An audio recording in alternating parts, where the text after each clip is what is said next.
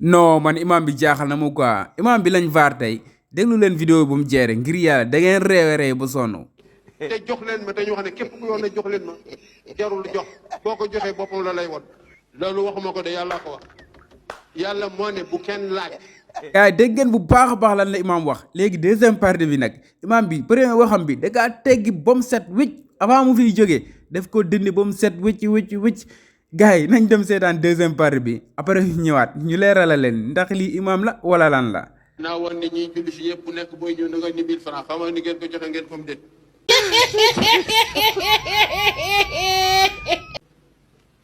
gouvernement bi ñiy julli si bokk ci gouvernement bi yëpp nañu indiwaale seen wàll nañu tànn kenn jox ko sama jumaa ji xooluma ku joxe ca Tiwaawan sama yoon newu ci. Cheikhul Ibrahima Baba Lamine Diack. sama jumaa ku ci julli rek ma jiital nag ma jox dara ma boole ko si li may joxe yóbbu.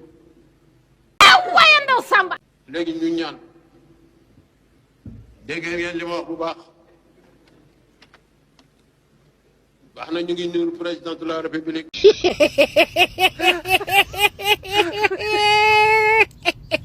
waa jaajëf gars yi kii est-ce que imam la tamit nañ waxante dëgg rek kii est-ce que imam la kii kan moo ko war a jox juma mu fay jiite waa juma ji moo ko moom wala juma yàlla la nee na képp koo xam ne daal ñëw nga ci juma ji pour julli da ngay joxe 1000 francs quoi mooy da ngay fay quoi soog a julli da ngay fay 1000 francs doog a julli loolu imam te dégg nga